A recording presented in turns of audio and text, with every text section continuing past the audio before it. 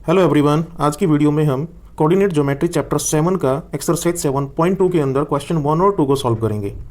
अच्छा, 1 और 2 को जब हम देखते हैं क्वेश्चन को तो इसमें कहता है find the coordinate of the point, divide the joining two points और रेशो मुझे गिवन है 2:3। लेकिन 7.1 में तो हमने डिस्टेंस फॉर्मूला यूज़ करा था।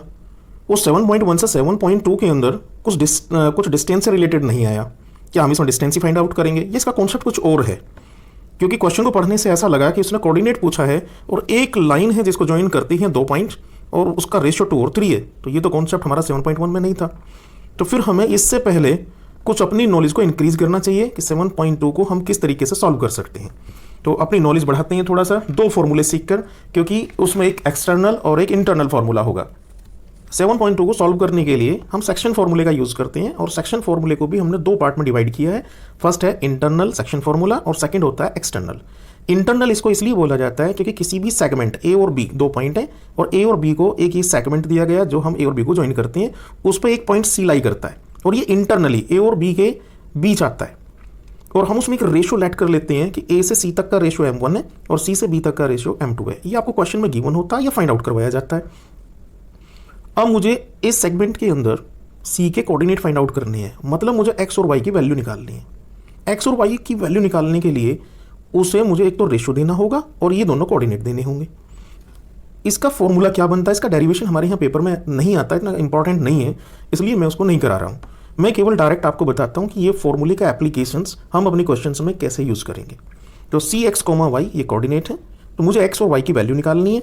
मैं ऐसा लिख सकता हूँ इसको, x का कोऑर्डिनेट निकालना है तो मैं लिखूंगा उसको m1 x2, m1 का x2 के साथ multiply m1 x2 plus m2 x1, m2 into x1 upon m1 plus m2।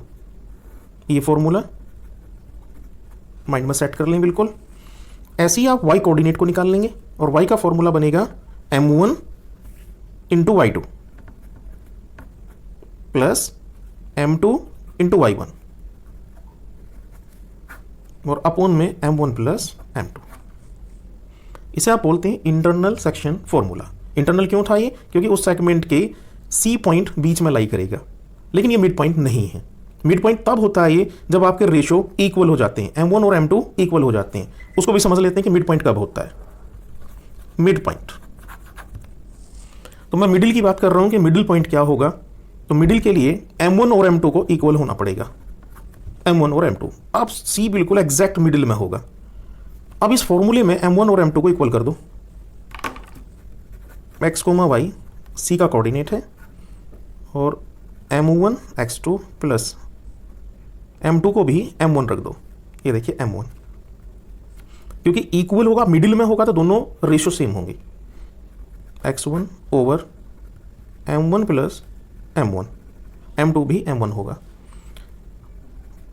m1 y1 y2 और m2 को y1 लिखें, m1 लिखेंगे, y1 upon m1 plus m1 equal to, देखिए m1 कॉमन कर लीजिए, m1 मैं x1 को पहले लिख सकता हूँ, दोनों प्लस में है, x1 plus x2 upon 2m1। यहाँ भी m1 कॉमन हो जाएगा, m1 और y1 को पहले लिख लो, y1 plus y2 upon 2m1। कुछ कैंसिल हो सकता है, m1 से m1 कैंसिल, m1 से m1 कैंसिल। ये आप फॉर्मूला आपने ड्राइव कर लिया है मिड पॉइंट के लिए, x1 plus x2 upon 2 and y1 plus y2 upon 2। मुझे कहीं ज़रूरत होती है कि मेरे पास यदि रेशो इक्वल हैं या मैं बाइसेक्ट कर रहा हूँ किसी भी सेगमेंट को सी के थ्रू, तो मैं m1 और m2 नहीं लिखूंगा क्योंकि मिड पॉइंट हो जाएगा। मैं सी के कोऑर्डिनेट डायरेक्ट निकाल सकता हूं इस फॉर्मूले से कि x1 plus x2 upon 2 and y1 plus y2 upon 2। तो ये तो था फर्स्ट सेक्शन फॉर्मूला जो फर्स्ट पार्ट पे हमने लिया, इंटरनल सेक्शन फॉर्मूला और उसके साथ मिड पॉइंट। अब मैं इसका दूसरा पार्ट लेता हूं, बी पार्ट, जिसे आप बोलते हैं एक्सटर्नल सेक्शन फॉर्मूला। एक्सटर्नल में माइनस आ जाता है, बस जहां प्लस होता है वहां आपको माइनस लिखना होता है। उस माइनस को हम क्यों लिखते हैं? क्योंकि सेगमेंट था मेरे पास केवल ए और बी, ए बी, लेकिन एक पॉइंट सी पे जाके ये इसको कट कर रहा है।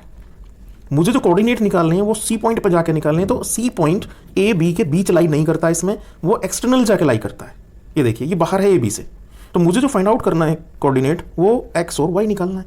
अब एक्स वाई निकालने के लिए मेरा फॉर्मूला जो मेरे पास इंटरनल था उसी फॉर्मूले में बस आप माइनस लगा दो और ये आपका फॉर्मूला हो जाएगा एक्सटर्नल सेक्शन फॉर्मूला। मैंने भी कहा था इसका डेरिवेशन नहीं आता है, हमें प्रूव करने की ज़रूरत नहीं है, ये डायरेक्ट हमें अपने सम में यूज़ करने होते हैं।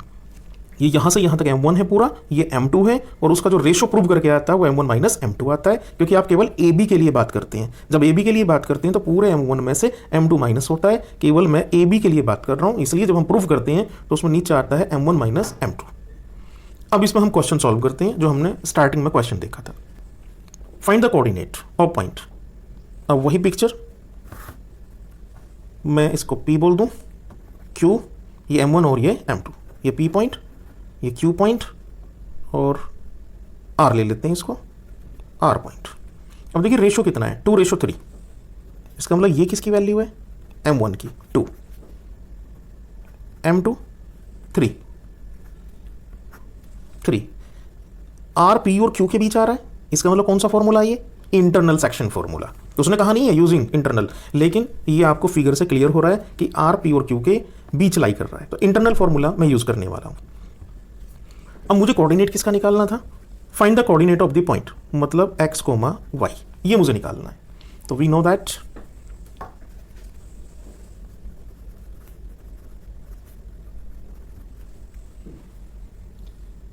Section internal section formula x equal to m1 x2 plus m2 x1 upon m1 plus m2। m1 की वैल्यू 2 इंटू और x2 की value 4 plus m2 3 into x1 minus 1 upon 2 plus 3 equal to 8, 4 2 8, 3 1 3 plus minus minus and 5 और 5 upon 5 cancel 1, तो x की value मुझे मिलती है 1। अब मैं y कोऑर्डिनेट के लिए बात करता हूं, क्योंकि r में x, y कोऑर्डिनेट है, दोनों है मेरे पास y। m1 y2 m2 y1 over m1 plus m2 value रखते हैं, m1 2 एंड y2 माइनस का 3 प्लस m2 की वैल्यू 3 और y1 7 upon 2 plus 3 equal to minus का 6, 3 7 जा 21, 5 प्लस का 15 अपॉन 5 इक्वल टू 3। x की वैल्यू 1 थी और y की वैल्यू 3 है, तो मेरे पास रिक्वायर्ड पॉइंट क्या आ गया, द रिक्वायर्ड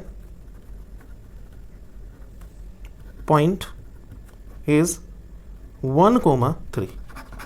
यही मुझे पॉइंट निकालना था। इसमें दो गिवन पॉइंट थे मुझे जो ज्वाइन करते हैं हम p और q से उसको, और रेशो में गिवन था x, y हमने निकाला है।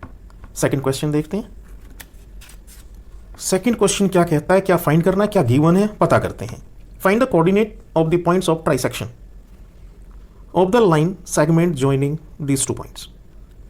पिक्चर बनानी है, नंबर ए का नाम और इसको बी का नाम रखते हैं। ए 4,-1 और बी माइनस का 2 माइनस का 3। ट्राइसेक्शन में इसको डिवाइड करना है, तो इक्वल 3 पार्ट्स ट्राइसेक्शन। ये देखिए क्या ट्राइसेक्शन हुआ, 1 पार्ट, 2 पार्ट, 3 पार्ट, 3 पार्ट में डिवाइड करना है इसको। तो find the coordinate of the point of trisection, ये पॉइंट मुझे निकालने हैं। पी क्यू नाम रख देते हैं, पी और क्यू। मैं सबसे फर्स्ट पी के कोऑर्डिनेट फाइंड आउट करूंगा। अभी मैंने कहा था ये इक्वल पार्ट्स हैं, तो यदि इक्वल हैं तो इसकी रेशो कितना होगा, इसका 1, नेक्स्ट वाले का 1 और इसका भी 1। और जब मैं पी का कोऑर्डिनेट निकालना हो मुझे, तो मुझे सेक्शन फॉर्मूला लगाना है इंटरनल क्यों, क्योंकि ए और बी के अंदर लाई कर रहा है पी पॉइंट। अब मुझे रेशो चाहिए उसमें, क्योंकि मेरे फॉर्मूले में तो रेशो आते हैं m1 और m2, लेकिन मेरे पास तो नहीं है m1 और m2। ये m1 का काम करेगा, और क्योंकि बी से लेकर के पी तक पी पॉइंट को निकालना है, थोड़ी देर के लिए क्यू को मिस कर दो। तो कितना आया 1 + 1, दोनों को मिला लेते हैं 2। इस वैल्यू को मैं कहूँगा m2। ये मेरे पास m1 बना अभी के लिए, और ये वैल्यू हो जाएगी m2। चलिए सॉल्व करते हैं। फिर सारी चीज़ें हमें मिल चुकी हैं। ये x1 y1 x2 y2। तो लिखना चाहें तो आप लिख सकते हैं टू फाइंड पॉइंट P या कोऑर्डिनेट ऑफ पॉइंट P। आप पूरा लिख लीजिएगा। x = formula m1 x2 m2 x1 upon m1 + m2। Value रख लेते हैं इक्वल टू m1 की वैल्यू 1 × x2 -2 m2 की वैल्यू 2। यहाँ से 1 और 1 मिलकर 2 बने थे, 2 × x1 4 अपॉन 1 + 2 3 1 + 2 माइनस का 2 8 3 प्लस का 6 आएगा और 3 2 जा 6। ये मुझे कौन मिला? Value of x। ये value of x I. y भी निकाल देते हैं फिर।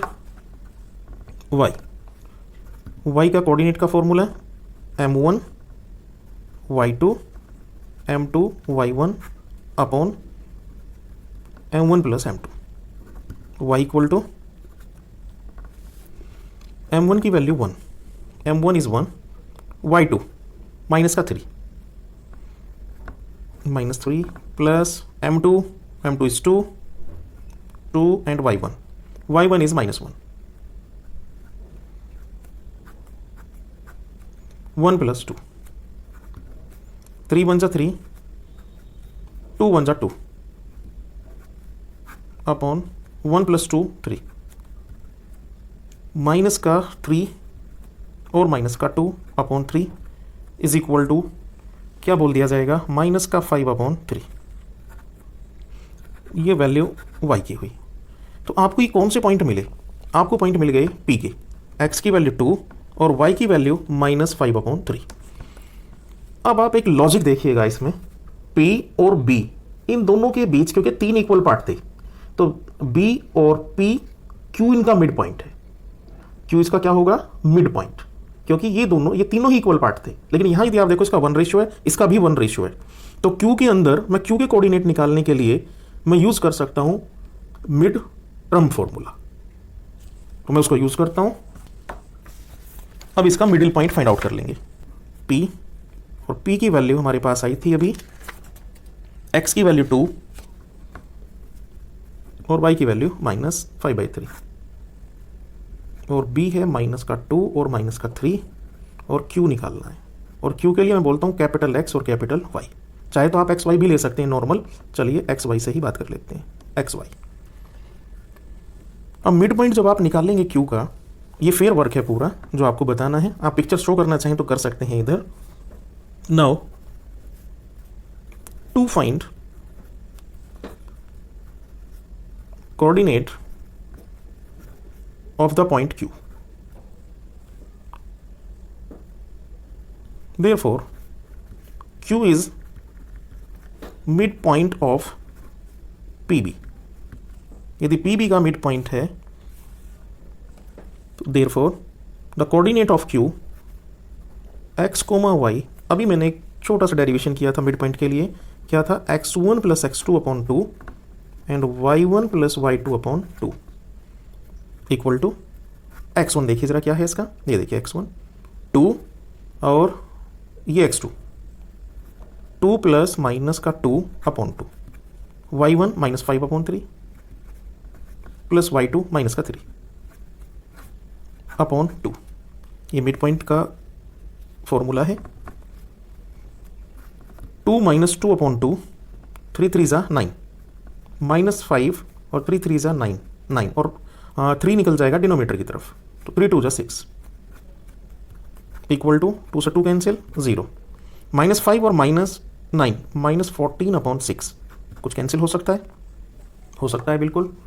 तो क्या बोल दिया जाए इसको फिर, मिड पॉइंट के हिसाब से 0 और 2 7 जा 2 3 जा माइनस का -7/3। तो ये क्यू का भी आपने कोऑर्डिनेट निकाल दिया। यही पॉइंट आपसे 2 पूछे गए थे, ट्राई सेक्शन के पॉइंट थे आपके पास, जो आपने ट्राई सेक्शन किया है। -7/3 ये सेकंड पॉइंट जो आपको पी और क्यू निकालना था अकॉर्डिंग योर पिक्चर। ये देखिए, आपको पी फाइंड करना था और क्यू फाइंड करना था, आपने क्यू पॉइंट को भी फाइंड कर दिया है।